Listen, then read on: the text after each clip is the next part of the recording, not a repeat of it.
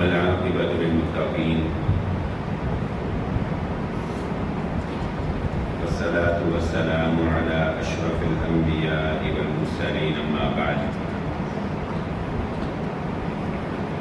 فأعوذ بالله من الشيطان الرجيم بسم الله الرحمن الرحيم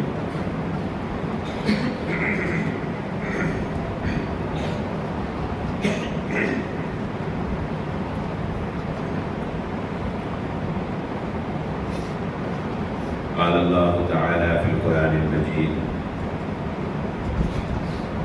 هو الذي أرسل رسوله بالهدى ودين الحق ليظهره على الدين كله ولو كره المشركون. قابل صد احترام حاضرین مجلس، محترم مکرم سامعین اکرام، آپ تمام احباب کو میری جانب سے السلام علیکم ورحمۃ اللہ وبرکاتہ۔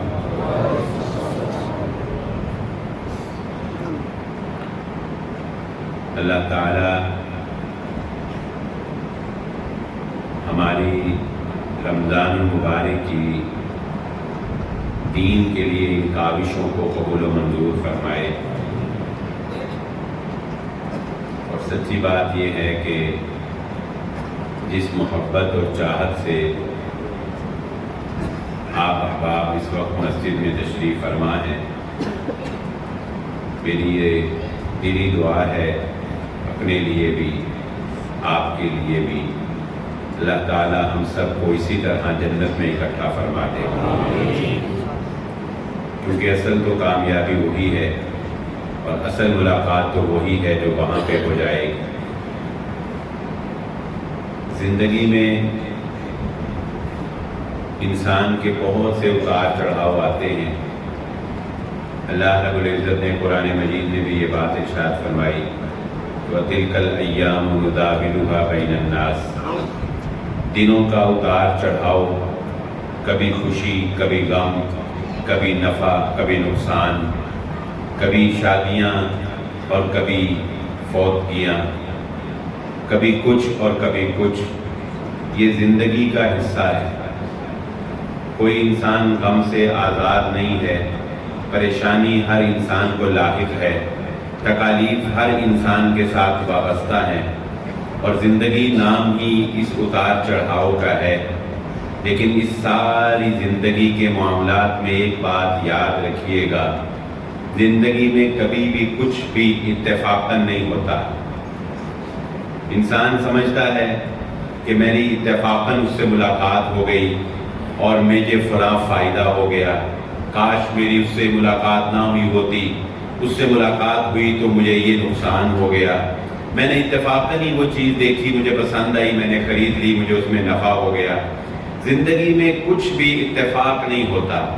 جسے میں اور آپ اتفاق سمجھ رہے ہوتے ہیں، جسے میں اور آپ ایک لک سمجھ رہے ہوتے ہیں، جسے انسان یہ کہتا ہے کہ وہ بڑا لکی ہے، اس کی قسمت بڑی ہری ہے، وہ سارا کچھ جو ہم یہ سمجھتے ہیں کہ کسی کی لک ہے، یا ہم یہ سمجھتے ہیں کہ وہ بڑا ذہین ہے، اس کا کمال ہے، وہ بڑا شاطر ہے، وہ بڑے طریقے سے گاہک کو ڈیل کرنا جانتا ہے، وہ بڑا اچھا سیل مین ہے، وہ یہ ہے، وہ ہے، وہ فلاں ہے، یہ سب کچھ بھی نہیں ہے۔ اس سب کے پیچھے ایک ہی تدبیر کرنے والا ہے، اور وہ اللہ رب العالمین ہے۔ ہر کام اس کی تدبیر سے چل رہا ہوتا ہے، پلاننگ وہ کر رہا ہوتا ہے۔ اس کی پلاننگ میں کبھی تاخیر بھی ہو سکتی ہے، اس کی پلاننگ میں کبھی انسان کے لیے زوال بھی ہو سکتا ہے، وہ زوال دے کے پھر عروج دیتا ہے، وہ گرا کے پھر اٹھاتا ہے، اس کے ہر کام میں کوئی حکمت بنہا ہوتی ہے، انسان سمجھ نہیں سکتا ہے۔ حضرت یوسف علیہ السلام کی زندگی کو اگر ہم دیکھیں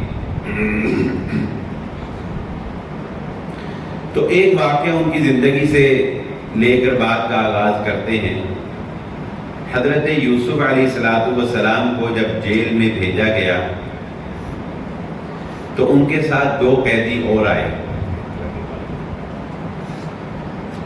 تو 2 قیدیوں کو ایک خواب آیا الگ الگ، حضرت یوسف علیہ السلام نے دونوں کو خواب کی تعبیر بتائی.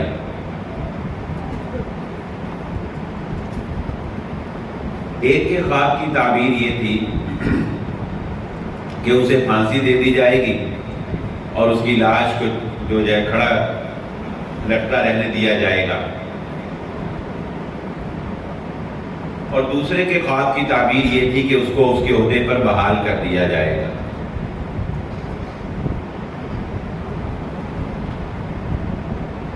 چنانچہ ایسے ہی ہونا تھا، کیونکہ یہ خواب کی تعبیر اللہ رب العزت کی جانب سے مقرر تھی.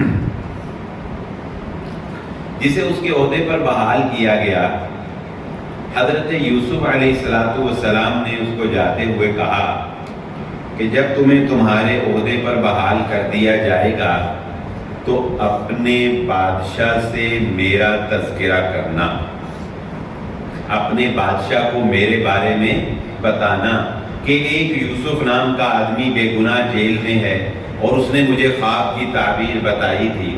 اب وہ مشیر، دیکھیں کتنا بڑا احسان تھا اس پر حضرت یوسف علیہ السلام کا، لیکن اس کے باوجود جب وہ اپنے بادشاہ کے پاس دوبارہ شراب پلانے کے عہدے پر مامور ہو گیا تو شیطان نے اس کو یوسف علیہ السلام کا تذکرہ کرنا بھلا ہی دیا، وہ بھول ہی گیا.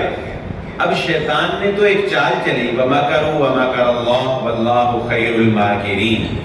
اب شیطان نے تو ایک چال چلی اللہ کے نبی کے خلاف کہ نہ بادشاہ کو پتا چلے، نہ بادشاہ رہائی کا کوئی اقدام کرے اور وہ جیل میں ہی پڑے رہیں. چنانچہ ایسے ہی ہوا، وہ کچھ اور وقت کے لیے جیل میں حضرت یوسف علیہ السلام کو رہنا پڑا. اب ایک تدبیر وہ تھی جو اللہ کر رہا تھا. اب اللہ کی تدبیر کیا تھی؟ اللہ رب العزت نے بادشاہ کو خواب دکھایا. اس خواب کی تعبیر جاننے کے لیے شہر مصر میں کوئی معبر نہ ملا.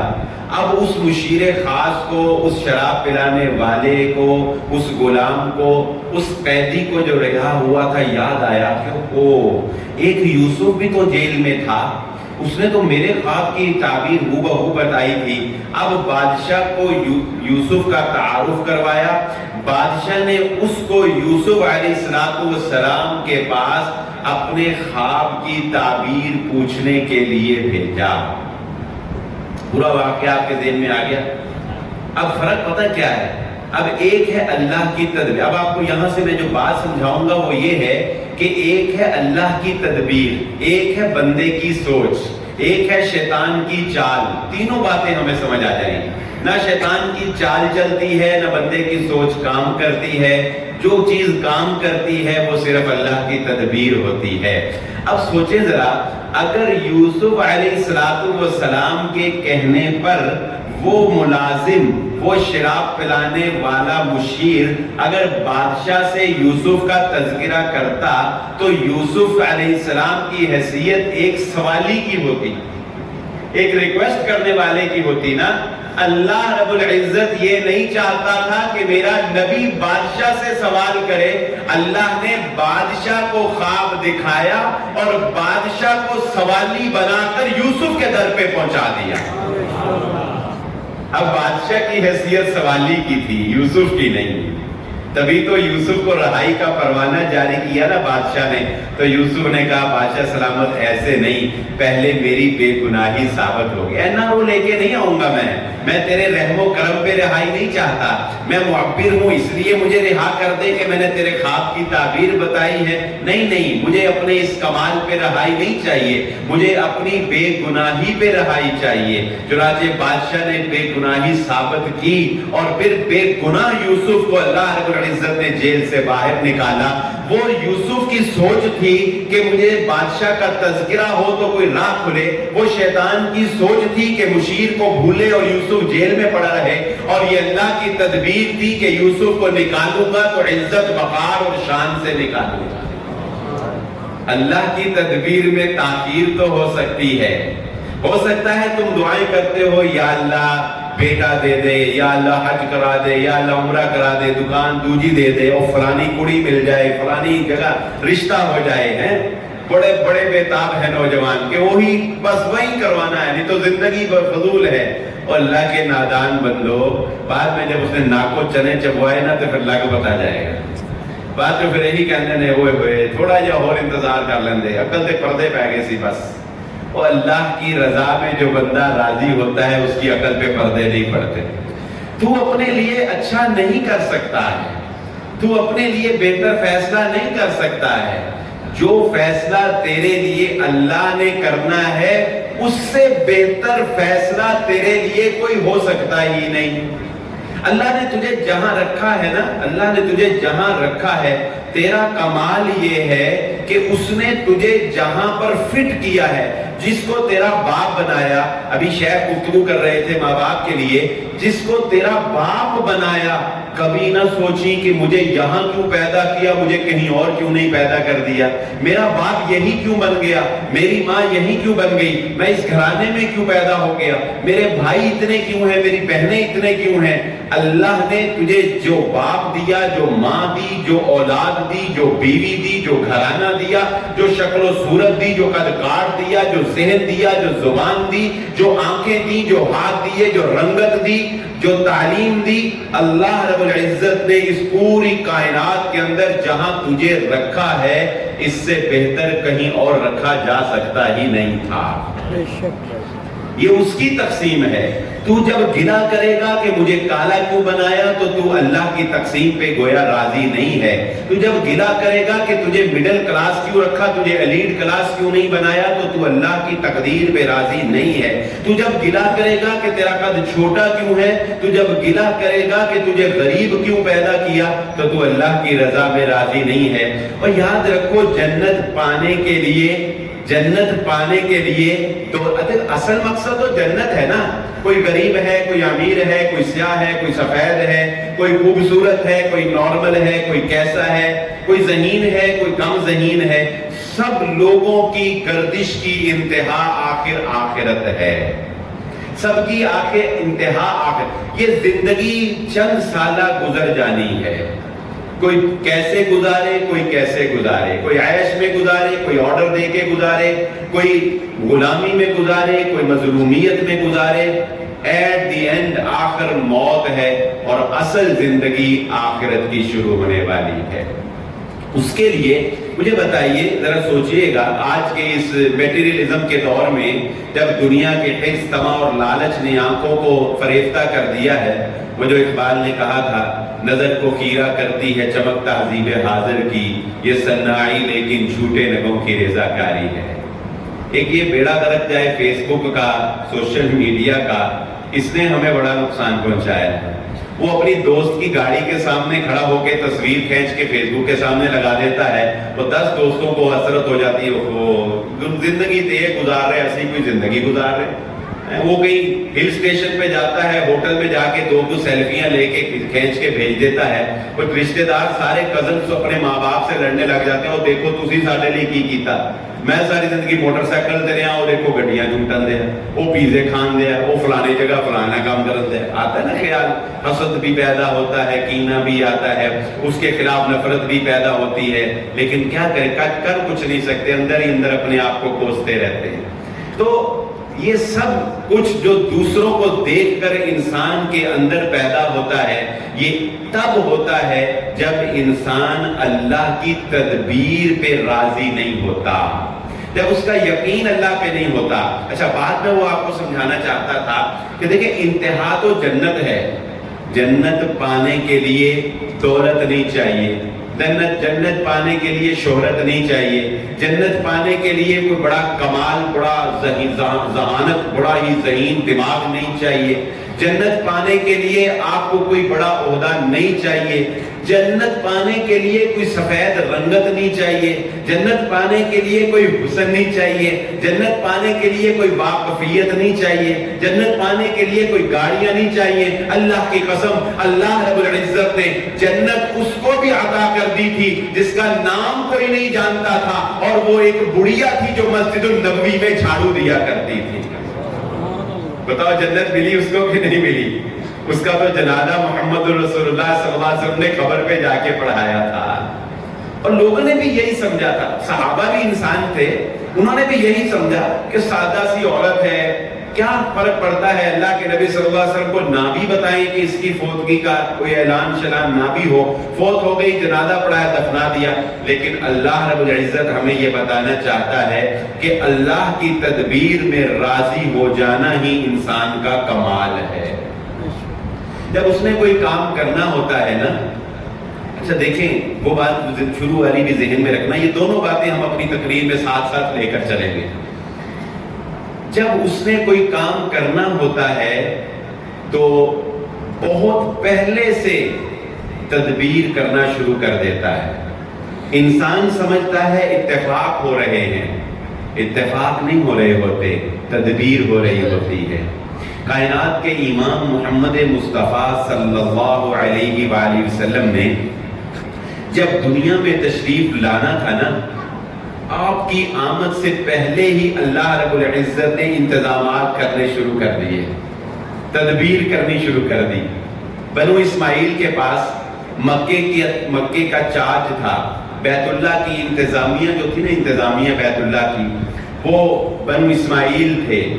لیکن ایک دوسرے قبیلے والوں نے ان کے اوپر حملہ کیا، بنو جرہم نے، اور ان سے اس خدمت کو جو بیت اللہ کے مامور تھے یہ اس کو چھین لیا اور بیت اللہ کے اوپر قبضہ کر لیا. لمبا واقعہ ہے، اختصار سے میں سمجھاتا ہوں. انہوں نے کچھ اقدامات ایسے کیے، ٹیکسز لگا دیے، لوگوں کو تنگ کرنا شروع کر دیا. لوگ بڑے تنگ تھے، زمزم نہ کسی کو پینے دیا.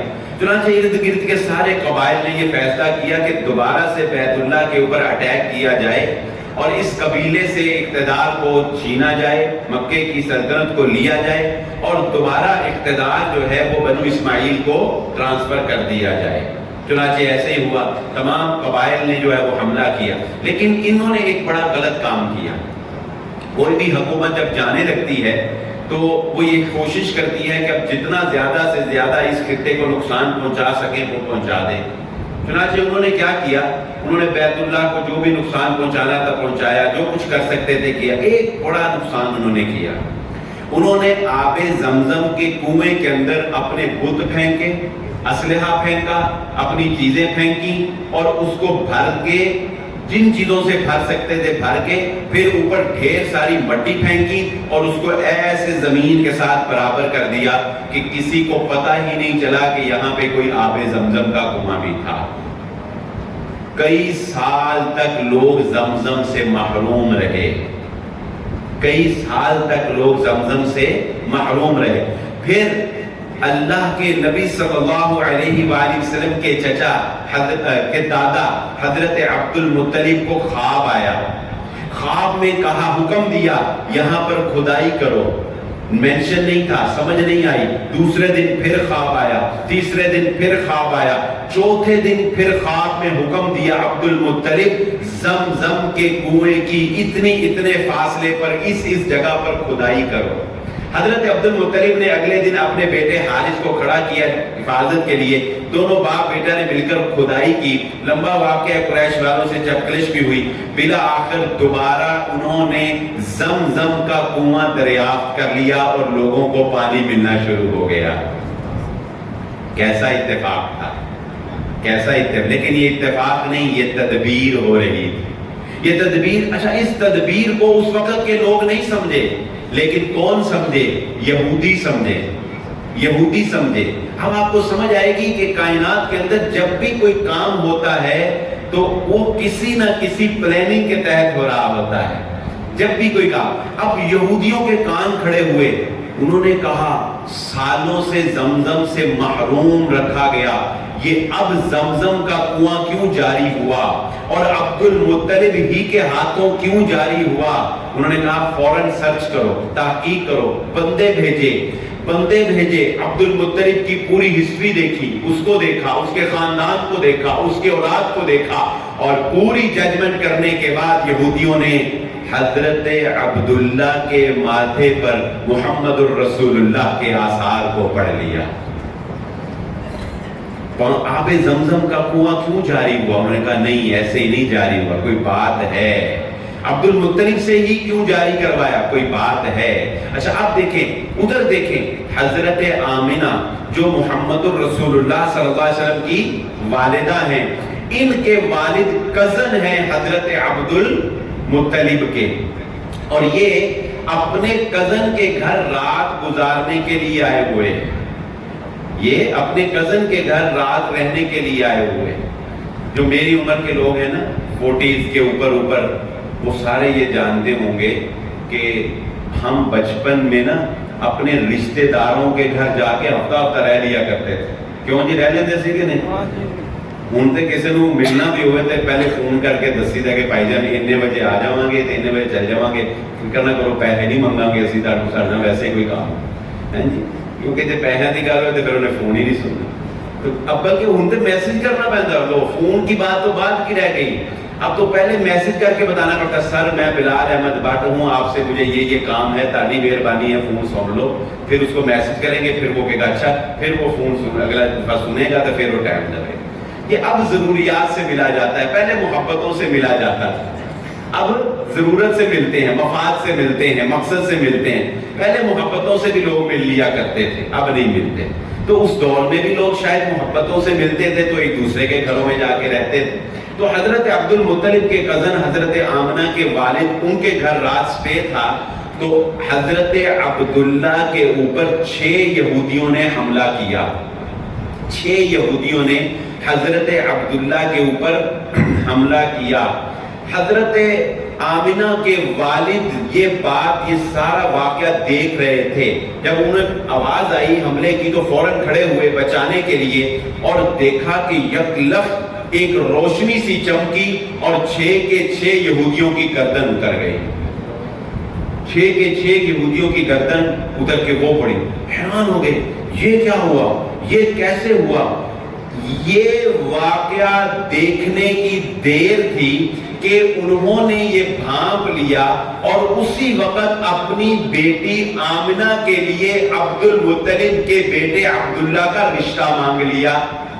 دیکھو کیسا اتفاق تھا، اتفاقاً نہیں وہ ان کے گھر رات گزارنے کے لیے آئے تھے، اللہ نے ہر چیز کو طے کیا تھا، کڑی سے کڑی ملائی ہوئی تھی، لمحے لمحے طے تھے، سیکنڈ سیکنڈ سے مل رہا تھا، اسی بنیاد پر انہوں نے اپنی بیٹی کا رشتہ عبداللہ سے مانگا، یہ رشتہ طے ہوا، ان کی آپس میں شادی ہوئی، اور اللہ رب العزت نے اس کے نتیجے میں ایمان والوں کو محمد الرسول اللہ صلی اللہ علیہ وسلم کی نعمت عطا کر دی۔ کوئی سوچ سکتا تھا اس دور میں کہ یہ سب کچھ پلان کے تحت ہو رہا ہے؟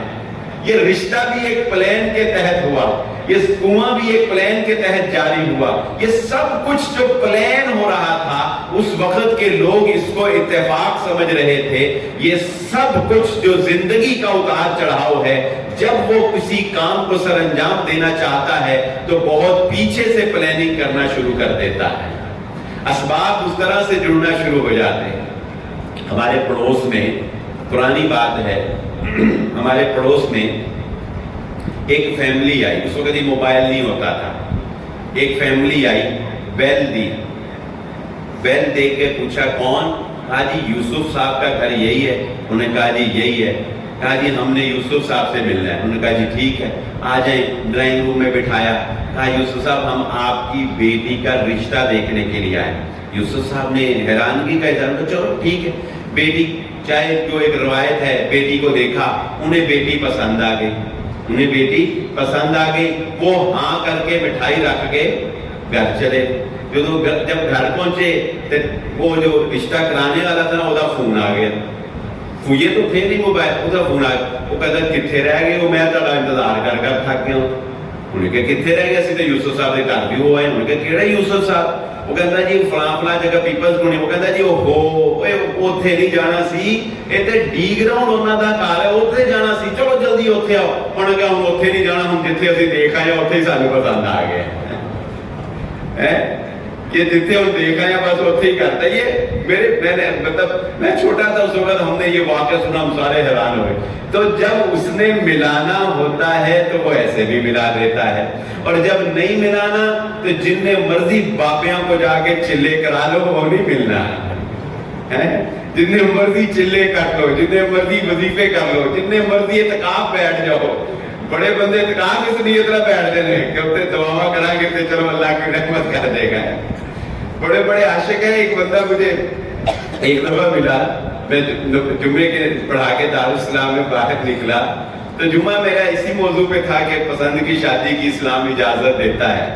تو جب میں جمعہ پڑھا کے باہر نکلا نا تو ایک نوجوان تھا 22-23 سال کا، کہتا فلان صاحب جمعے کا بڑا مزہ آیا.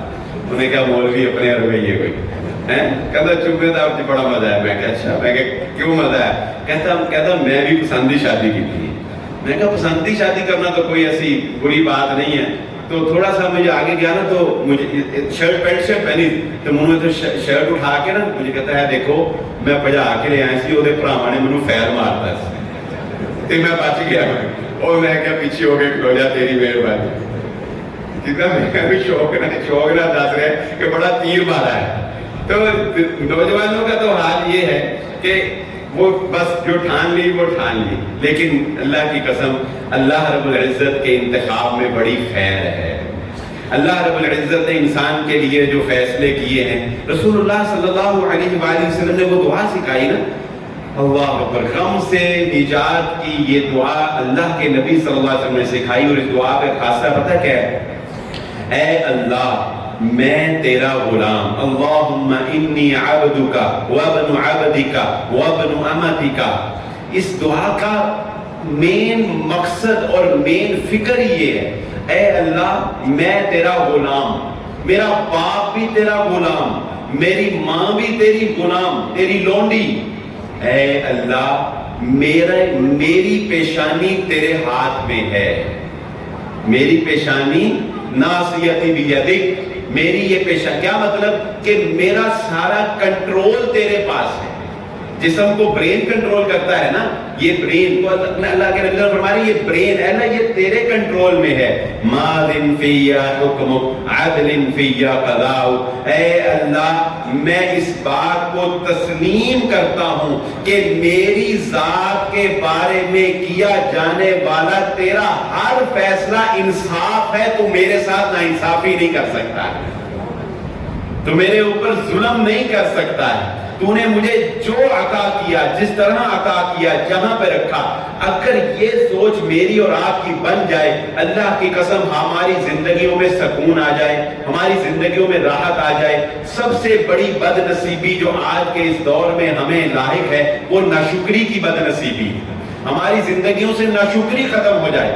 ہم لوگ ترقی بھی کر رہے ہیں اور زبانوں پہ جملے ہیں کہ مارے گئے مارے گئے. ہم لوگ پیٹ بھر کے کھانا کھا رہے ہیں اور کہہ رہے ہیں کہ مارے گئے مارے گئے. ہم لوگ ہر روز کچھ کما کے نفع لے کے گھر جا رہے ہیں اور کہہ رہے ہیں کہ کاروبار نہیں ہے، مندے ہیں، مارے گئے مارے گئے. حال کوئی نہیں، برا حال ہے.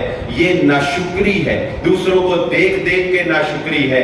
اگر ہمیں اس بات کی سمجھ آ جائے کہ اللہ نے ہمارے بارے میں جو فیصلہ کیا ہے وہ حق ہے، تو ہماری زندگیوں سے ناشکری ختم ہو جائے.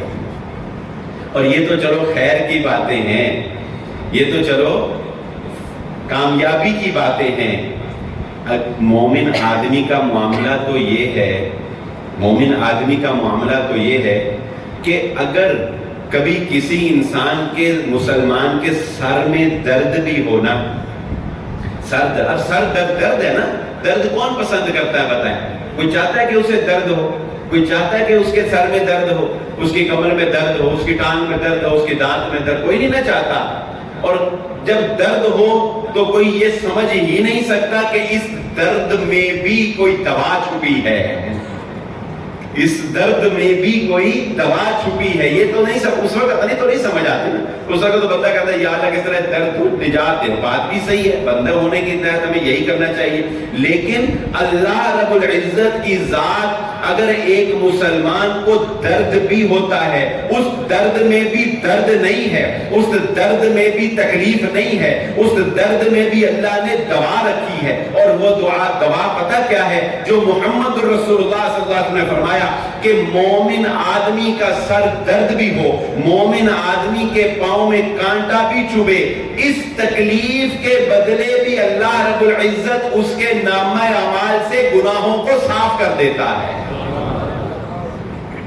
وہ جو दर्द था जो जाता नहीं था, वो जो कमर का दर्द था जो जाता नहीं था, वो जो रात तूने बड़ी बेचैनी से गुजारी थी, वो जो रात तूने जाग के गुजारी थी, वो जो तेरा बेटा बीमार था, वो जो तेरी वालिदा बीमार थी, ये पता तो उस दिन चलेगा जिस दिन नामा अमाल खुलेंगे और नेकियों का एक पहाड़ तेरे नामा अमाल में होगा और तू हैरानगी से देखेगा कि ये तो मैंने नेकी की नहीं थी, ये तो मैंने कोई नमाज नहीं ऐसी पढ़ी, कोई सदका नहीं ऐसा किया, कोई मीठा बोल नहीं ऐसा बोला, ये मैंने कोई ऐसे अमाल तो किए नहीं थे। फिर ये नेकियों के पहाड़ और ये गुनाहों का कम हो जाना मेरे नामा अमाल से कैसे है?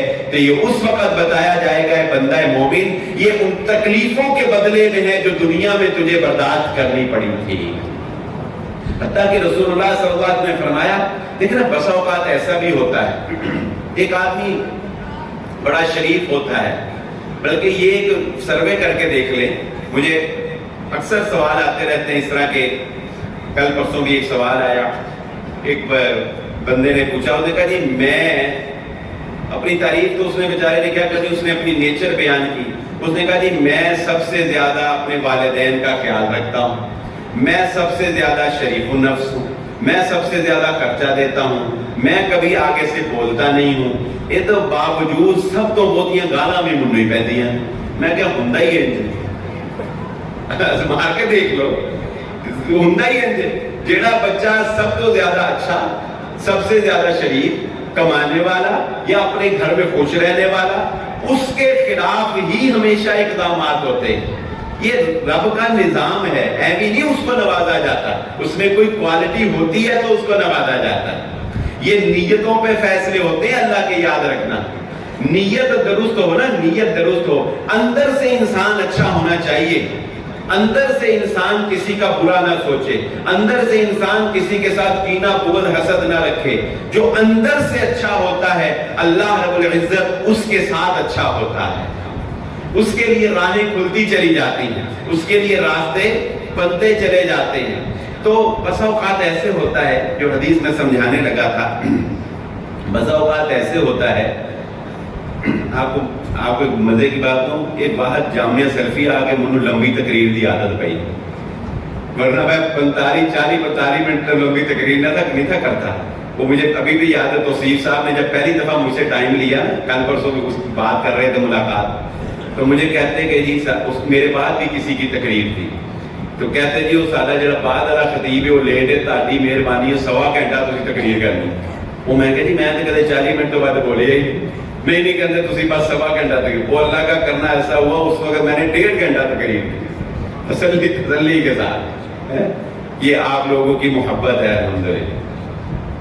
तो रसूलुल्लाह सल्लल्लाहु अलैहि वसल्लम ने एक मामला ये भी समझाया कि कोई बंदा ना बड़ा अच्छा होता है, शरीफ होता है, हम देखते हैं उसको तकलीफ आ गई, बीमार हो गया या नुकसान हो गया, कारोबार होता है ना ऐसे, हम कहते हैं बंदा तो माड़ा नहीं सी, किसी बुरे के साथ हुआ हो तो बंदा कहता है चंगा आया, नहीं जी होनी चाहिए। लेकिन किसी अच्छे के साथ हो तो बड़ी दुख होता है, तकलीफ होती है कि यार बंदा माड़ा नहीं सी, पर इतना ना इंज होना नहीं चाहिए, चलो तो वो दिन इंज क्यों हो गया? ये फलसफा बड़ा समझने वाला है। रसूलुल्लाह सल्लल्लाहु अलैहि वसल्लम ने फरमाया,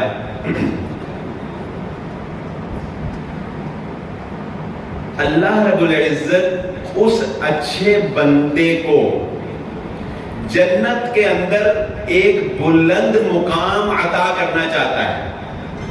अल्लाह ताला अपने उस बंदे को जो बड़ा अच्छा है, शरीफ है, नेक है, जन्नत में एक खास लेवल, मिसाल के तौर पे, हदीस में नहीं है लेकिन मैं मिसाल के तौर पे समझा रहा हूं, मसलन अल्लाह ताला उसे जन्नतुल फिरदौस देना चाहता है।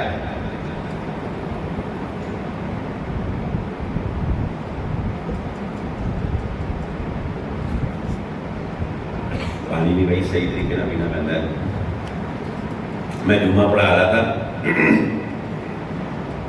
ऐसे बैठा खुतबे के लिए, तो ऐसे बैठा तो इधर पानी रखा होता उन्होंने, तो मैंने इधर से ना दाएं हाथ से पानी का गिलास पकड़ा, तो इधर से एक ना ऐलान वाली पर्ची किसी बंदे ने पकड़ा दी, तो मैंने इस तरह करके उसे पर्ची पकड़ ली। तो जी मैंने इस तरह करके पर्ची पकड़ी, मैं अपनी पर्ची पढ़ रहा था, तो इधरों मुझे एक और पर्ची आ गई, कहते मौलाना साहब तुसी खब्बे हत्थ नाल पर्ची पढ़िए, गल ठीक नहीं है। میں کہا یار اتنے فاسٹ میرے نمازی ہے، میں کہا کمال تو بھائی سالوں تو پانی میں نے 3 سانسوں میں پیا نا جی ہے ٹائگر میں 1 سال پی گیا تو کوئی پرچی نہ آج جی تھی کہ تو اوپر ویڈیو بھی بن رہی تو بھائی سالوں تک لوگ میں تو اکثر جامعہ کہ مجھے جامعہ میں تقریر رکھی نا انہوں نے طالب علموں سے خطاب تھا تو میں نے ان کو میں کہا ایک گل یاد رکھنا لوکی تانوں اتوں ہی ویکھن گے جدوں تسی بھی نہیں اپنے آپ کو دیکھیا ہوگا جو تسی اتنے بہ جانا نا جی پھر بس پھر ساری تبھی چیزاں نوٹ ہو گئی. بہر اللہ تعالیٰ آپ کو سلامت رکھے.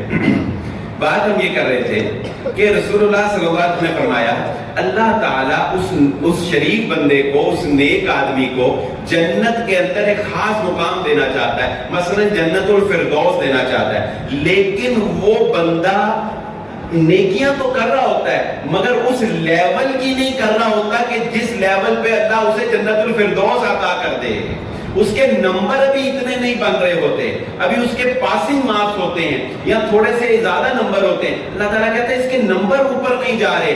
پھر اللہ رب العزت اس بندے کو کسی پریشانی کے اندر مبتلا کرتا ہے، پھر اس بندے کے اوپر کوئی تکلیف آتی ہے، اس تکلیف پہ جب وہ بندہ صبر کرتا ہے پھر اس کے نتیجے میں اللہ رب العزت اسے جنت میں اپنا قرب عطا فرما دیتا ہے. اللہ کبھی برا نہیں کرتا ہے، اللہ کبھی اپنے بندے پہ ظلم نہیں کرتا ہے. اللہ تعالیٰ اپنے بندے کو عطا کرنے والا ہے، وہ کبھی نہیں چاہتا کہ بندہ اس سے دور ہو. یہ بندہ ہے جو اللہ رب العزت سے دور ہوتا ہے. اللہ تعالیٰ تو بندے کو قریب کرنا چاہتا ہے اور اس کے قریب کرنے کے لیے اللہ رب العزت تدبیر کرتا ہے. بندے کے نقصان میں بھی اللہ نے فائدہ رکھا، بندے کی تکلیف میں بھی اللہ رب العزت نے فائدہ رکھا، بندے کو درد ہوا اس میں بھی اللہ رب العزت نے اس کے لیے فائدہ رکھا. حتیٰ کہ رسول اللہ صلی اللہ علیہ وآلہ وسلم نے ارشاد فرمایا بندہ اللہ رب العزت جب بندے کو تکلیفیں دیتا ہے بندہ ان کے اوپر صبر کرتا ہے، برداشت کرتا ہے، حتیٰ کہ اللہ رب العزت بندے کو گناہوں سے صاف کرتے کرتے اتنا صاف کر دیتا ہے کہ جب بندہ اللہ سے موت کے وقت ملاقات کرتا ہے تو اس کے نامہ اعمال میں کوئی گناہ باقی نہیں رہتا ہے. اور بسا اوقات نیک لوگوں کو بھی مرنے سے پہلے بیماری اور تکلیف آتی ہے نا، بسا اوقات نیک لوگ جو ہیں وہ بھی مرنے سے پہلے بیمار ہو جاتے ہیں، شدید تکلیف آتی ہے.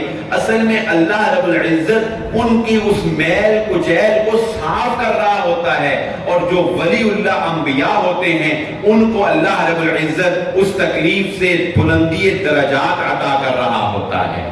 اللہ تعالیٰ ان کو بلند درجوں سے اللہ رب العزت ان کو نواز رہا ہوتا ہے. تو زندگی کا ایک اصول اوڑھنا بچھونا زندگی کا یہ بنا لیجئے کہ ہماری چاہت سے کچھ نہیں ہوتا، ہمارے چاہنے سے کچھ نہیں ہوتا، ہماری خواہشوں کی کوئی حیثیت نہیں ہے، ہماری پلاننگ کی کوئی حیثیت نہیں ہے. جو بندہ سمجھتا ہے نا کہ میں بڑا پلانر ہوں، وہ یہ پلاٹ اچھا اکثر ایسے ہوتا ہے. آپ کو مزے کی بات کروں خصوصاً پراپرٹی کا اکثر لوگ جو کام شام کرتے جانتے ہی ہوں گے. ایک پلاٹ ایک بندہ نا، چلے سچا واقعہ آپ کو سنا دیتا ہوں، سچا واقعہ. ایک محفل میں ہم بیٹھے تھے، ایک دوست نے کہا جی میں نے اپنا پلاٹ بیچا 1 کروڑ 5 لاکھ روپے کا. 1 کروڑ 5 لاکھ روپے کا. کہتا جی جن نے میرے کو خریدیا 2 مہینے بعد ہی انہیں 1 کروڑ 35 لاکھ کا بیچتا. تو ایک بندہ ادھر بیٹھا اس نے کہا بڑا افسوس ہے، 2 مہینے صبر کر لیتا تو کتنا فائدہ. تو ادھر بیٹھے پھر ایک بزرگ نے یہ بات کہی، اس نے کہا یہ جو وہ ہے نا یہی اللہ رب العزت کے اوپر کمزور ایمان کی نشانی ہے. وہ کس بات کا؟ تیرے نصیب میں 1 کروڑ 5 لاکھ لکھا تھا، تو 6 مہینے بھی پاس رکھتا وہ اتنے کا ہی بکنا تھا، وہ زیادہ نہیں بکنا تھا. ایسی بے شمار مثالیں ہیں. ایک بندہ 2 سال بیچارہ پلاٹ رکھ کے بیٹھا تھا، وہ بکتا ہی نہیں، وہ بیچ کے نہیں ہٹتا تھا، اگلے کو 1.5 گنا پیسے مل رہے ہیں. کیوں؟ اس کے نصیب میں لکھے تھے، اس کے نصیب میں لکھے تھے اللہ رب العزت نے. اگر اس طرح انسانوں کی عقلوں سے فیصلے ہونے لگے اور عقلوں کے مطابق رزق ملنے لگے تو چوپایوں کے پاس تو عقل نہیں ہوتی، یہ تو سارے بھوکے ہی مر جائیں گے. اور ایک آپ اور دلچسپ واقعہ سناؤں، ذہن میں آ گیا. اچھا ایسا واقعہ آپ نے نہیں سنا ہوگا پہلے، یہ بھی سچی بات ہے. ہم جہاں میرا شو روم ہے فرنیچر کا، اس کے ساتھ ہی انہوں نے یہ پلاٹ، ان کا یہ واقعہ ہے، تھوڑی سی پرانی بات، جناب کلونی نا انہوں نے ایک پلاٹ خریدنا تھا، تو جب بندے نے کوئی سودا پکا کرنا ہو نا تو بندہ فیصلہ کر لیتا ہے، بروکر نے پہلے ہی کہہ دیتا ہے کہ بھائی جان 85 لاکھ کا اسی لینا ہی لینا ہے، جنہیں توڑنے کا وہ تیری پھر کیا بات ہے، تیرا کمال ہے، دیکھا کہ تیرے سے کتنا کا کمال ہے، وہ توڑنے جنہیں توڑ، لیکن بیانہ دے کے اٹھنا 85 لاکھ، انہوں نے سوچا تھا 85 لاکھ کا سی پلاٹ لینا نا، بیانہ دے دیا، انہوں 10 لاکھ روپیہ پڑا تھا، ریٹ بھی اس وقت یہی تھا 85 لاکھ روپے کے راؤنڈ کو۔ جب اس بندے سے جا، پہلے بھی بات چل رہی تھی، جب اس بندے سے جا کے بات کی نا، ہاں جی کنے لینے نے، وہ کہتا جی میں 75 لاکھ روپیہ لینا، کہتے ہیں 10 لاکھ روپیہ کٹ، انہوں نے انہوں دیکھا، انہیں دیکھا، انہیں کہا ہاں، انہیں کہا 10 لاکھ روپیہ کٹ ہی منگی جا رہا ہے، کہ کوئی فراڈ ہی نہ ہوئے، کتے کوئی مسئلہ ہی نہ ہوئے، یہ نواں ہی مسئلہ بڑھ گیا۔ انہوں نے فون کیتا جی مالکاں نوں، جی تسی تے کہندے 85 لاکھ ہوتے 75 لاکھ روپیہ کہہ رہے ہیں، میں کیا خیر ہوئے، خیر انہوں نے کہا یار خیر جو رالے پیا نہ کرنا، کوئی مسئلہ خراب ہی نہ ہوئے، پتہ کرو، اچھا جی خیر ہو جی، گل بات ہو شروع۔ اور بروکر بھی بڑے سیانے ہوتے ہیں، بات مجھ سے پوچھا، میں نے کہا یار بھائی صاحب خیر ہے تے 75 لاکھ ہی تسی لینا نہ کٹ نہ ود، خیر ہے انہیں دا کیوں بیچنا؟ کہتا جی گل ہے وے کہ منو میرے پیر نے کہا 75 دا بیچے کہ فائدہ ہونا، 1 روپیہ بھی اتنے لیا تے تیرا نقصان ہو جانا۔ ادھر دے پیر بابیاں نہیں ملتے، مرنے ہی نہیں پیر، انہوں نے کتنے بنے، انہوں نے 85 رہے 90 کا بیچا، کہ پیر نے کہا نا 75 نے، پیر کو کی پتا چھٹو، اسی آپ بخاری پڑھی، بخاری پہ کدھر ہی لے گیا تھا دی گل، یہ نہیں بنتا، پیر صاحب نے 10 لاکھ کا پیدا کراتا ہے، انہوں نے کہا سبحان اللہ پیر دے، تو اس طرح کے بھی بزرگت معاملات ہو جاتے ہیں۔ تو وہ پیر نے بھی اصل میں ان کو یہی بتایا نا کہ بھائی جان زیادہ پیسوں میں فائدہ نہیں ہے، میری بات ماننے میں فائدہ ہے۔ اور اللہ کی قسم ان پیروں کو تو ہم ایک طرف رکھتے ہیں، ہم اس رب العالمین کو مانتے ہیں، وہ رب العالمین یہ کہتا ہے کہ اگر میں تمہیں کسی چیز میں کم نفع دوں تو اس پہ تم اگر راضی ہو جاؤ، اس کم نفع میں میں تمہارے لیے برکت رکھ دوں گا، اور اگر نفع زیادہ ملے اور تم راضی نہ ہو، وہ زیادہ نفع بھی بے برکتہ ہو جائے گا اور تیرے کام نہیں آئے گا۔ اصل کام یہ ہے جو اللہ کی رضا میں راضی ہو جاتا ہے، اللہ رب العزت اس کے معاملات میں برکت پیدا کر دیتا ہے، اور یہ برکت ایسی چیز ہے یہ نظر نہیں آتی، یہ نظر نہیں آتی، یہ محسوس کی جا سکتی ہے۔ یہ اگر کھانے میں آ جائے تو تھوڑا کھانا پورے خاندان کو کافی ہو جاتا ہے، یہ اگر زندگی میں آ جائے تو تھوڑی زندگی میں بڑے بڑے کارنامے سر انجام دے لیتا ہے انسان، یہ اگر وقت میں آ جائے تو انسان تھوڑے وقت میں بڑی عبادت کر لیتا ہے۔ زندگی میں اللہ رب العزت سے برکت مانگنی چاہیے، اللہ رب العزت ہم سب کی زندگیوں میں برکت عطا فرما دے، اللہ تعالی ہم سب کی زندگیوں میں خیر عطا فرما دے۔ زندگی کا اتار چڑھاؤ زندگی کا حصہ ہے، ایک بات سمجھ لیجئے، بات کو اختتام کی طرف لے کے جانا چاہتا ہوں۔ حضرت یوسف علیہ السلام کی زندگی سے ہم سبق سیکھتے ہیں، ہم کچھ اللہ کی تدبیر کیا ہے، اللہ کی پلاننگ کیا ہے، زندگی کا اتار چڑھاؤ وہ کیسے دکھاتا ہے۔ حضرت یوسف علیہ السلام بچپن میں خواب آیا، میں بھائی ہاشم صاحب کی تقریر کے لیے ایک بات عرض کر دوں، حضرت یوسف علیہ السلام کو بچپن میں خواب آیا، وہ خواب انہوں نے اپنے باپ سے بیان کیا، وہ خواب انہوں نے اپنے باپ سے بیان کیا۔ نبی صلی اللہ علیہ وآلہ وسلم نے اصول پتہ ہے کیا بتایا ہے؟ خواب، اچھا خواب دیکھنے کا اصول، خواب ہمیشہ اس کو بیان کرنا ہے جو علم والا ہو اور جو خواب کی تعبیر کرنا جانتا ہو، جو تمہارا خیر خواہ ہو، صرف علم والا نہیں، صرف معبد، بلکہ وہ تمہارا خیر خواہ ہو۔ مفسرین نے اس واقعے کے نیچے بڑی پیاری بات لکھی، انہوں نے کہا دیکھو یوسف نے بچہ تھا لیکن اس نے سب سے پہلے اپنا خواب اپنے باپ کو بیان کیا۔ اللہ ہمیں یہ بتانا چاہتا ہے اے بندو، باپ سے زیادہ خیر خواہ دنیا میں تیرا کوئی اور نہیں ہو سکتا ہے، جو تعبیر تیرے خواب کی باپ نے کرنی ہے وہ کوئی اور نہیں کر سکتا ہے۔ لیکن اب اللہ کی پلاننگ دیکھے کیا ہے، کسی کو پتا ہے کہ باپ سے بچپن میں بچے کو جدا کر دیا، یوسف کو کنویں میں پھینک دیا گیا، جب اللہ نے نہیں چاہا تو باپ اس صحرا میں یوسف کو تلاش کرتا رہا اور کنویں سے یوسف کی خوشبو باپ کو نہیں آ سکی، اور جب اللہ نے ملانا چاہا تو مصر میں بیٹھے یوسف کے کرتے کی خوشبو بھی اس گاؤں میں باپ نابینا کو اللہ رب العزت نے پہنچا دی۔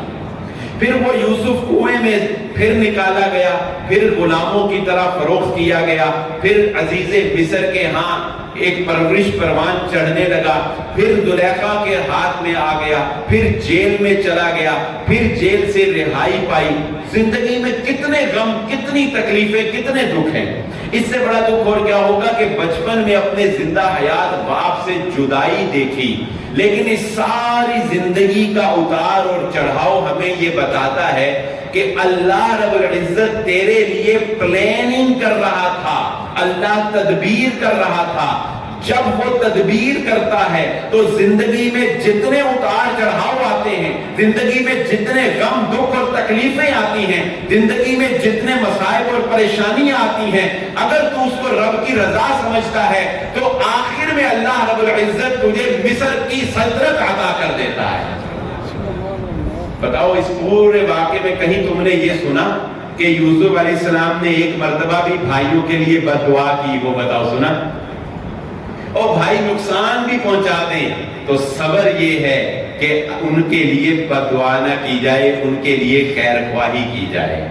اور جب یوسف کو اقتدار ملا، یا ہمارے فلمیں، ڈرامے اور یہ ساری چیزیں ہمیں پتہ کیا سکھاتی کہ ایک دفعہ میری باری آنے دے پھر میں تجھے بتاؤں گا۔ کہتے ہیں کہ نہیں کہتے؟ میں انتقام لے کے دکھاؤں گا۔ آپ کی بے شمار فلمیں انتقام پہ بنی، آپ کی فلم انڈسٹری انتقام کے اوپر چلتی ہے، آپ کے ڈرامے انتقام کے اوپر چلتے ہیں۔ یہ سدھو موسے والے کے گانے سن سن کے نوجوانوں نے اپنی ذہنوں کو انتقامانہ سوچ سے بھر دیا ہوا ہے۔ ہر بندہ جو ہے وہ سمجھتا ہے کہ مجھے کوئی چھیڑ کے جائے کہاں، مجھے کوئی مار کے جائے کہاں، مجھے کوئی گالی دے کے جائے کہاں، میری گاڑی کو اوورٹیک کر کے کوئی بچ کے کیسے دکھائے۔ بتاؤ یہ سوچ ہے کہ نہیں ہے؟ یہ انتقامانہ سوچ ہماری ان فلموں، ڈراموں، ان گانوں نے بنائی ہے۔ قرآن کی یہ سوچ نہیں ہے، یوسف کی یہ سوچ نہیں ہے، اللہ رب العزت یہ سوچ نہیں دیتا۔ یوسف کی سوچ تو یہ ہے کہ بھائی تکلیف بھی دے، اور جب اللہ اقتدار دے تو یوسف بھائیوں کو بھوکا مار سکتا تھا۔ وہ بتاؤ بھوکا مار سکتے تھے کہ نہیں؟ اور جس کے سگنیچر سے لوگوں کو گلہ ملتا تھا وہ بادشاہ وقت نہیں تھا، وہ یوسف تھا علیہ السلام۔ وہ حضرت یوسف چاہتے تو بھائیوں کو بھوکا مار سکتے تھے، لیکن یوسف بتانا چاہتے تھے میں اللہ رب العزت کا نبی ہوں، مجھے اللہ نے انتقام لینے والا نہیں، مجھے اللہ نے بدلہ لینے والا نہیں بنایا۔ میں بھائیوں کو گلہ بھی دوں گا، ان کی رقم بھی واپس کروں گا، اور وہ جو پیچھے سب کچھ ہوا تھا وہ سب ایک تدبیر تھی اس رب العالمین کی، جس کے نتیجے میں آج یوسف اقتدار میں بیٹھا ہے۔ صبر کرنے والوں کو اللہ نوازتا ہے، تکلیفوں اور مصائب اور غموں اور دکھوں پر صبر کرنے والوں کو اللہ رب العزت عطا کرتا ہے۔ اور صبر یہ نہیں ہے، صبر یہ بات سمجھ لیں، صبر یہ نہیں ہے کہ پہلے اپنے طور پر گالیاں بھی دے لی، پورے شہر میں اس کو بدنام بھی کر لیا، اس کی غیبتیں بھی کر لی، اس کی چغلیاں بھی کر لی، اور جب کچھ نہیں بنا تو پھر آخر میں کہہ دیا کہ ہن میرا پھر صبر ہی ہے۔ صبر کہا ہے اپنی طور پہ تو نے سب کچھ کر لیا۔ صبر تو یہ ہے کہ کنویں میں پڑے ہوئے یوسف کو اگر کسی کا آسرا تھا تو وہ صرف رب العالمین تھا۔ جیل میں پڑے یوسف نے کسی کو نہیں بتایا تھا کہ میں یہاں اپنے بھائیوں کی وجہ سے پہنچا۔ بتایا کسی کو؟ جیل میں بیٹھے یوسف نے کسی قیدی کو نہیں بتایا تھا کہ ہائے میں یہاں آج اپنے بھائیوں کی وجہ سے پہنچا۔ یوسف نے عزیز مصر کو نہیں بتایا تھا کہ میں تو ایک نبی کا بیٹا ہوں، مجھے غلام میرے بھائیوں نے بنایا ہے۔ بتایا تھا؟ نہیں بتایا تھا نا۔ یوسف نے صبر کر کے دکھایا۔ صبر اس چیز کا نام ہے کہ جو تکلیف تجھے آ رہی ہے، انما اشکو بثی وحزنی الی اللہ، یا تو جانتا ہو یا تیرا رب جانتا ہو، جب تو اللہ کو بتائے گا تو اللہ رب العزت اس صبر کے بدلے دنیا میں تجھے عروج عطا فرمائے گا، اور آخرت میں صبر کا بدلہ اللہ کے پاس سوائے جنت کے اور کوئی نہیں، اللہ تجھے جنت عطا فرما دے۔ اللہ تعالی ہم سب کو جنت میں داخلہ عطا فرما دے۔ لیکن اس سب کے باوجود ایک بات، آخری بات سمجھ لیں، اس سب کے باوجود اللہ سے کبھی تکلیف مانگنی نہیں. یہ نہ ہو کہ میری تقریر سن کے جا کے کہو کہ وہ تکلیفاں جو بڑے فائدے ہیں. یہ میں تکلیفوں کے فائدے نہیں بتا رہا. تکلیف آنی ہے، یہ تو میں بتا رہا ہوں، آنی ہے، اس سے ہم روک نہیں سکتے. وہ مجھے جمعہ پڑھا کے نکلا تو مجھے ایک بندہ کہتا حضرت صاحب زندگی چ بڑیاں پریشانیاں نے، دکھ نے، تکلیفاں نے، کوئی وظیفہ دس دو. وظیفے لوگ بہت پوچھتے ہیں. مجھ سے تو ایک بندے نے یاد ہے پوچھا تھا، کہتا حضرت جی میرے بال بڑے گردے نے، کوئی وظیفہ ہی دس دو. بال گرنے کا بھی پہلے بال گرنے کے شیمپو ہوتے تھے، انہوں نے وظیفے آیا کریں گے. تو میں کہ جی یار یہ کہتا ہے وظیفہ. تو وہ مجھے کہتا حضرت بڑی دکھ ہے، تکلیفیں بڑی ہیں، پریشانیاں بڑی ہیں، کوئی وظیفہ ہے. میں نے کہا یہ ماشاء اللہ دارالاسلام میں 2000 بندہ جمعہ پڑھتا ہوگا. میں نے کہا اگر میں کسی ایک کہوں نا کہ ایک بندہ بھی کھڑا ہو کے بتا دے کہ جس کو کوئی غم نہ ہو، تو میں نے کہا ایک بندہ بھی نہیں کھڑا ہو کے بتا سکتا. ایک بندہ. اللہ سے تکلیف مانگنی نہیں، اللہ سے مانگنی عافیت ہی ہے. وہ ایک بندہ تھا نا، اس نے 100 بندے اکٹھے کیے، 100 سمجھدار بندے، یعنی آپ میں سے 100 بندوں کو سمجھ اس نے کھڑا کر لیا. انہوں نے کہا ایک کام کرو، ہر بندہ اپنے دکھ، تکلیفیں، پریشانیاں وہ نکالے اور ایک باکس میں ڈالے، ایک ڈبے میں ڈالتا جائے. ٹھیک ہے جی. ساروں نے اپنے دکھ، غم، پریشانیاں ڈبے میں ڈالی. 100 ڈبہ اس نے اکٹھا کر لیا. 100 ڈبہ اس نے ایسے کمرے میں رکھ دیا. 100 بندہ ادھر کھڑا کر دیا لائن. پہلے بندے کو بلایا، اس نے کہا احترام. اس نے کہا یہ 100 ڈبہ پڑا ہے، یہ 100 ڈبہ 100 بندوں کے غم، دکھ، پریشانی ہے. تجھے پورا اختیار ہے، ڈبے کھول، اندر دیکھ، جون سا ڈبہ تجھے اچھا لگتا ہے نا وہ تیرا. وہ بندہ اندر انٹر ہوا، ایک دیکھا، 2 دیکھے، 15 دیکھے، 20 دیکھے، اور جو 50-60 ڈبے انہیں دیکھ لینا. تو ہر بندے نے آخر سے پتا کی کیا، انہوں نے کہا بھائی دیکھو منو میرا ڈبہ ہی واپس کر دو. دوسرے کو ایسے ہی لگتا ہے یار کیا بات ہے، برات صاحب سوٹ شوٹ پا کے، بیس کوٹ پا کے آگے تقریر کر جاتے ہیں، بڑی گل ہے. وہ کرونا کے دنوں میں نا میرے پیچھے بندہ جمعہ پڑھتا تھا، تو کرونا میں بیچارہ جاب لیس ہو گیا، میرے پاس آ گیا. مجھے کہتا برات صاحب مجھے ذرا 2-3 مہینے کے لیے جاب لیس ہوں، مجھے اپنے پاس جاب پہ رکھ لیں. میں کہا چل یار ٹھیک، آ جا میرے پاس. وہ میرے پاس آ گیا، دکان پہ رہا. وہ مہینہ 1.5 مہینے کے بعد نا، اس کے بعد اس نے اپنا بھی اس کا بھی کام لے کے جب جانے لگا تو مجھے پتا کیا کہتا، مجھے کہتا برات صاحب میں تہاڈے کو 1.5 مہینہ گزاریا ہے، میں اے نتیجے تو پہنچیا ہاں تسی بھی ساڈے ورگے ہی بندے ہو. تسی بھی ساڈے ورگے. میں کہ کی ہویا؟ کہتا تانوں بھی لیبر دی ٹینشن، تانوں بھی گاہکاں دی ٹینشن، تانوں بھی فرنیچر دی ٹینشن، تانوں بھی غصہ آندا ہے، تانوں بھی یہ تھا. کہتا اس تو پہلے میں دیکھتا سی برات صاحب ویس کوٹ پایا، سوٹ کاٹن دا پایا، کڑی لائی، ٹوپی پائی ہے، جمعہ پڑھاندے نے، آندے نے، آدھا گھنٹہ تقریر کرتے نے. کیا بات ہے، کیا زندگی ہے. کہتا پتا تو ہن لگا کہ تسی بھی ساڈے ورگے ہی. تو بات یہ ہے کہ اس سے کوئی نہیں آزاد ہے.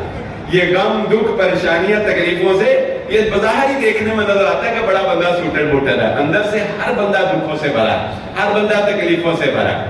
لیکن اللہ رب العزت سے غم مانگنا نہیں، تکلیف مانگنی نہیں. رسول اللہ صلی اللہ علیہ وآلہ وسلم کو ایک صحابی کے بارے میں بتایا گیا کہ وہ مسلسل بیمار ہے اور مسلسل اپنی بیماری کی وجہ سے کمزور در کمزور ہو رہے ہیں. اللہ کے نبی صلی اللہ علیہ وسلم ان کی تیمارداری کرنے کے لیے گئے.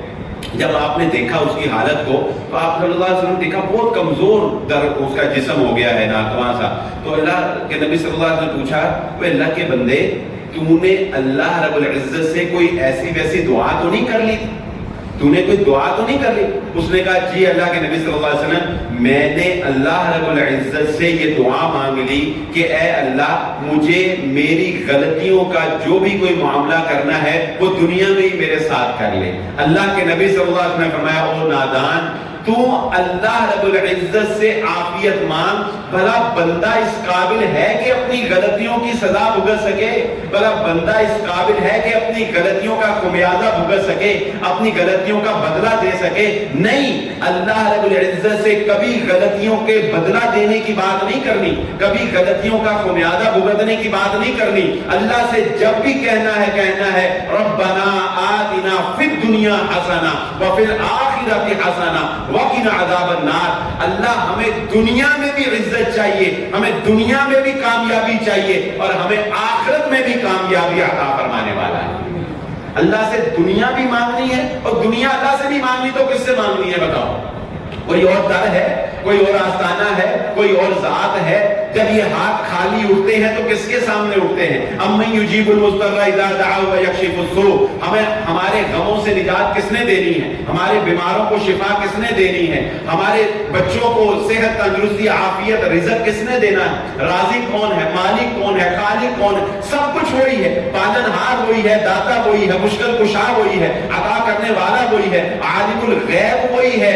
वो कायनात के अंदर जानता है मेरी मखलूक में से शजर को, हजर को, मछली को, परिंदे को, जर्रे को, एक छोटे से पौधे को, एक दाने को, किसको क्या जरूरत है, किसकी क्या बोली है, कौन किस वक्त क्या चाहता है, ये सूरज को किस वक्त मैंने निकालना है, किस वक्त गुरूब करना है, एक होशे में कितने दाने हैं, एक रहमे मादर में बच्चा जो पड़ा हुआ है वो काला है, सफेद है, खुशबख्त है, बदबख्त है, नेक है, बद है, उसका मिजाज कैसा है, उसकी आंखें कैसी हैं, उसके होंठ कैसे हैं, उसकी जरूरियात क्या है। कायनात के अंदर खालिक मालिक, इस ग्लेशियर के अंदर कितने कहकशां हैं, इस समुंदर के अंदर कितनी मछलियां हैं, उनको किस किस वक्त किस किस को कौन कौन सी खुराक चाहिए। वो मुझसे चाइनी क्या मांग रहा है, वो जापानी क्या मांग रहा है, वो मुझसे चरिंद परिंद क्या मांग रहा है, ये सब कुछ जो जानता है और सबको उसके वक्त पर जो देने वाला है, जो आलिमुल गैब है, जो राज़िक है, वो सिर्फ और सिर्फ कायनात में एक ही जात है और वो रब्बुल आलमीन की जात है। तो फिर उसी से मांगना है। तो जब उससे मांगना है तो फिर खैर मांगनी है, और जब उससे, एक आखिरी बात समझ लें, जब उससे मांगना है ना तो फिर अपने आप को देख के नहीं, उसको देख के मांगना है। मैं गाड़ी में एक बंदे के साथ जा रहा था, आपको अपनी तजर्बाती बात ज्यादा बताता हूं कि मुश्किल तो नहीं लगती।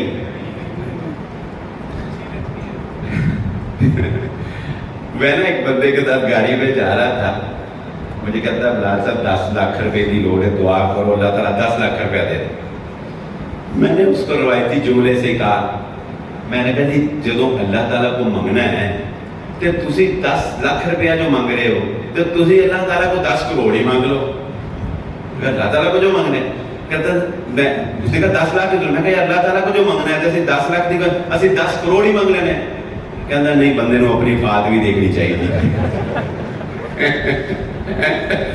10 करोड़ से बाल यार जावे तो अभी मांग लेगी, अपने आप वो हाथ कांपने लग जाते हैं बंदों के।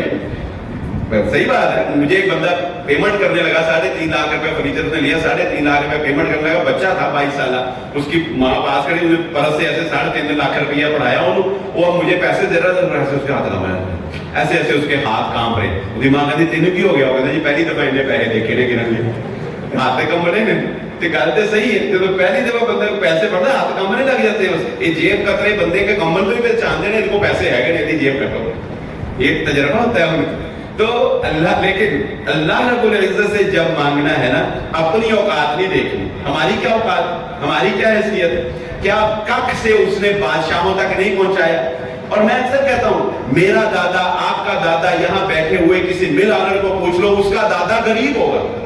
हमारे दादे साइकिलों पे थे। मैं जामिया सल्फिया साइकिल पे पढ़ा 7 साल, आखिरी साल 6 साल साइकिल पे पढ़ा, आखिरी साल जाके बाइक ली। हमने साइकिल पे लाइफ गुजारी। आज कोई तालिब इल्म आपको साइकिल पे नजर नहीं आता, सब मोटरसाइकिलों पे। अल्लाह रब्बुल इज्जत अता करने वाला है, अल्लाह रब्बुल इज्जत नवाजने वाला। जब वो अता करता है, वो अपनी शायान शान अता करता है, बंदे की औकात देख के अता नहीं करता है। वो खुद ब खुद बंदे की औकात बना देता है, वो खुद ब खुद बंदे को हौसले अता कर देता है। ये रोजे की जो अल्लाह रब्बुल इज्जत ने जज़ा रखी है, ये क्या है?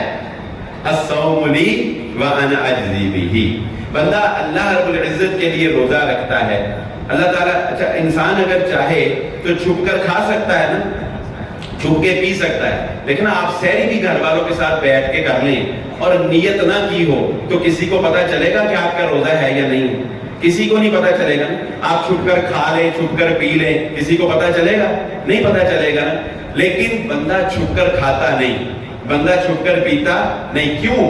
इसलिए कि बंदा ये जानता है جس کے لیے میں نے روزہ رکھا ہے اس سے میں چھپ نہیں سکتا، اس سے میں چھپ نہیں سکتا، اس کے لیے رکھا۔ تو جب بندہ اللہ پر اتنا اعتماد کرتا ہے تو پھر اللہ بھی کہتا ہے اے محمد صلی اللہ علیہ وسلم میرے بندوں کو بتاؤ یہ میرے ڈر سے کچھ کھاتے نہیں تھے، یہ میرے پر یقین سے کچھ پیتے نہیں تھے، انہوں نے روزہ لوگوں کو دکھانے کے لیے نہیں رکھا، مجھے دکھانے کے لیے رکھا۔ کل قیامت کے روز جب میرے پاس آئیں گے تو روزے کی جزا بھی ان کو میں اپنی طرف سے بطور خاص عنایت فرماؤں۔ اور جب وہ عطا کرتا ہے تو وہ اپنے شایان شان عطا کرتا ہے۔ بادشاہ جب نوازا کرتے ہیں تو کم نہیں نوازتے، کم نوازنے میں ان کی توہین ہوتی ہے، بادشاہ اپنے شایان شان نوازتے ہیں۔ اللہ جب نوازے گا اپنے بندوں کو، روزے داروں کو، تو اس کی نوازش سوائے جنت کی اور کوئی نہیں ہوگی۔ بتاؤ اس دن اللہ نے کوئی ڈالر دینے، کوئی زمینیں دینی؟ بھئی جس کو اللہ نے نوازنا ہے اس کو کیا دینا ہے؟ اس دن کوئی اولاد دینی ہے، کوئی بیویاں چار چار دینی؟ نہیں، اس دن کیا دینا ہے؟ اس دن اللہ رب العزت نے جنت عطا کرنی۔ اللہ تعالی ہم سب کو ان روزوں کے بدلے جنت الفردوس میں داخلہ عطا فرما دے۔ وآخر دعوانا الحمدللہ رب العالمین۔ بہترین صدقہ جاریہ حاصل کرنے کے لیے اس ویڈیو کو لائک، کمنٹ اور شیئر کرنا مت بھولیں۔